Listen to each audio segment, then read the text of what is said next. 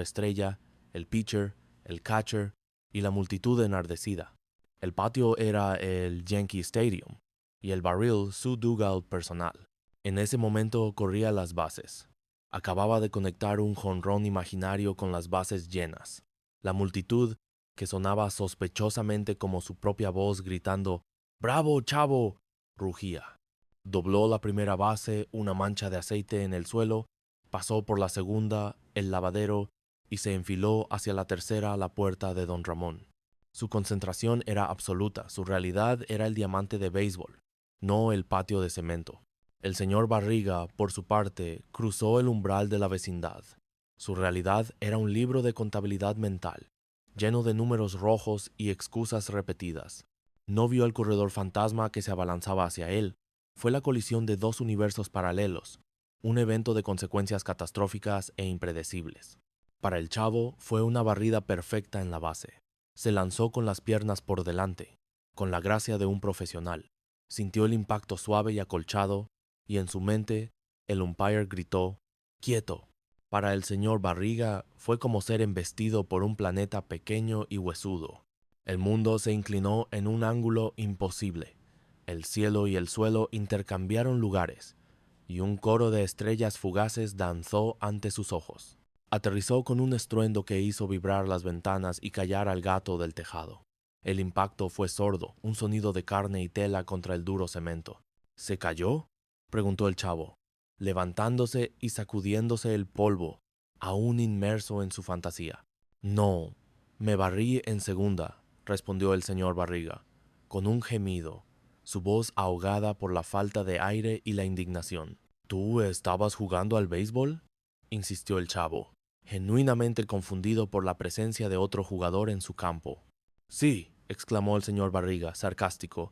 Tenía que ser el chavo del 8. Durante la caótica coreografía de la caída, algo pequeño y oscuro se deslizó del bolsillo interior de su saco. La fajilla de cuero, con su precioso contenido de billetes verdes, trazó un arco discreto en el aire y aterrizó silenciosamente junto a la pared, oculta a la vista por la sombra de una maceta rota. Nadie la vio. El chavo estaba demasiado ocupado tratando de entender por qué el tercera base era tan gordo. El señor Barriga estaba demasiado ocupado tratando de recordar cómo respirar. Este momento fue un ejemplo perfecto de la ceguera de perspectiva que gobernaba la vecindad. Los eventos más trascendentales no ocurrían por malicia o por un plan deliberado, sino porque cada habitante estaba encerrado en su propia burbuja de preocupaciones. El chavo no era un agresor, era un atleta en la cima de su juego imaginario. El señor Barriga no era una víctima torpe, era un hombre de negocios consumido por la ansiedad de su trabajo. Don Ramón, que pronto entraría en escena, no sería un ladrón. Sería un oportunista desesperado cuya realidad estaba definida por la ausencia de dinero. La colisión, la pérdida de los dólares y su inminente descubrimiento serían el resultado de estas realidades separadas que por un instante se superpusieron de la forma más violenta y cómica posible. El humor y la tragedia de la vecindad nacían de esta incapacidad fundamental de sus residentes para ver el mundo a través de los ojos de los demás.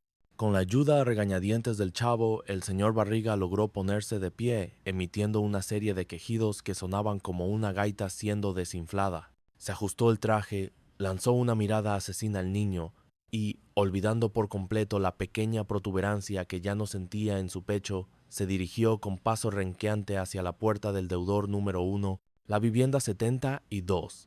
La fajilla de dólares yacía en la sombra esperando a su descubridor. El destino de la vecindad, por las próximas horas, dependería de un puñado de papeles verdes que nadie sabía que se habían perdido. Capítulo 3. La torta del $1.000.000. Don Ramón salió de su casa con la misma expresión de derrota con la que se levantaba cada mañana. Su rostro era un mapa de preocupaciones, sus hombros caídos por el peso de 14 meses de renta atrasada. Su plan para el día era simple: evitar al señor Barriga a toda costa. Esto implicaba una serie de maniobras evasivas que había perfeccionado a lo largo de los años, un ballet de sigilo y sincronización que lo convertía en un fantasma dentro de su propio hogar. Pero al salir, vio al señor Barriga cojeando hacia la puerta de doña Florinda, lo que le concedió una preciosa ventana de oportunidad para escapar. Se movía de puntillas, pegado a la pared cuando algo captó su atención. Junto a la maceta rota, un objeto de cuero oscuro yacía en el suelo. Al principio pensó que era una rata dormida y estuvo a punto de dar un respingo, pero al acercarse vio que era una cartera. No una cartera cualquiera, sino una fajilla de aspecto costoso. El corazón le dio un vuelco. Miró a su alrededor. Nadie. El patio estaba desierto. Con la agilidad de un ladrón de joyas, se abalanzó sobre ella y la recogió. Se escondió detrás del lavadero y, con manos temblorosas, la abrió. Lo que vio dentro casi le detiene la respiración. Estaba llena de estampitas, pero no cualquier estampita. Eran verdes, de un papel crujiente y con retratos de hombres serios y desconocidos. Washington, Lincoln, pensó, reconociendo vagamente los nombres de algún libro de historia que había hojeado. Su mente, un prodigio de la lógica defectuosa, comenzó a trabajar a toda velocidad. Claro, se dijo a sí mismo, estas deben ser las estampitas de lujo para el álbum de Kiko. Billetes de otros países y repetidas. El que las perdió debe ser millonario para tirar así el dinero. La idea de que aquello fuera dinero real ni siquiera cruzó su mente.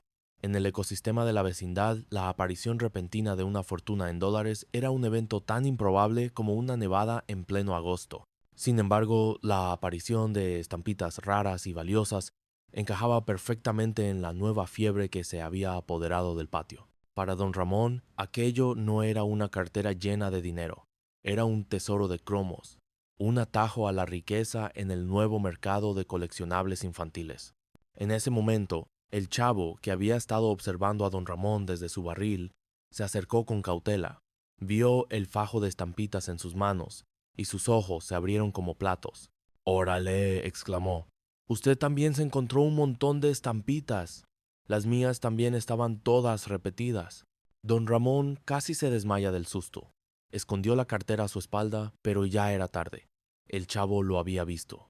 El pánico inicial de don Ramón se transformó rápidamente en una brillante idea.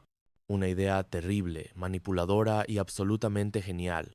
Adoptó la pose de un benefactor, de un sabio anciano a punto de impartir una lección de vida a un joven e ingenuo huérfano. «Chavo», dijo, con una voz melosa que no presagiaba nada bueno, «¿qué te pasa? ¿Por qué esa cara?» «Es que tengo muy mala suerte», se lamentó el niño.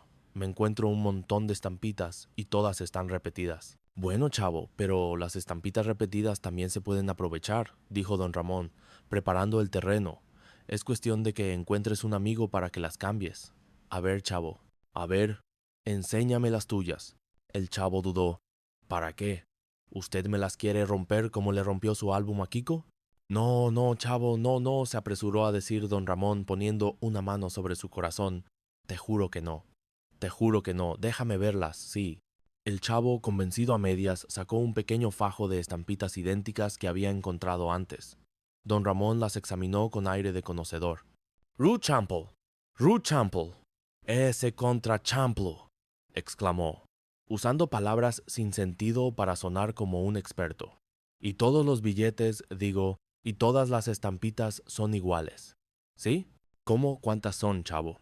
«Pues como más de 100», dijo el chavo, orgulloso de su hallazgo. Aquí llegó el momento cumbre de la estafa. Don Ramón miró al chavo con una expresión de profunda compasión. «Mira, mira, para que veas que yo soy muy buena gente, yo te compro todas las estampitas». «¿Y usted para qué las quiere?», preguntó el chavo, confundido. «No, no, para nada. No, yo nada más lo hago por ayudarte», mintió descaradamente.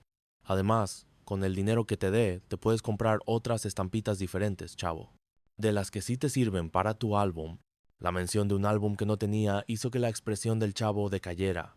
La lógica de don Ramón era impecable, pero había un deseo más primario, más urgente, que bullía en su interior. «No», dijo el chavo, con una claridad que sorprendió a don Ramón.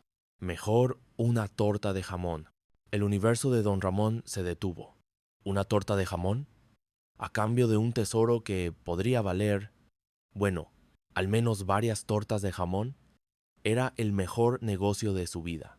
Trató de contener su euforia.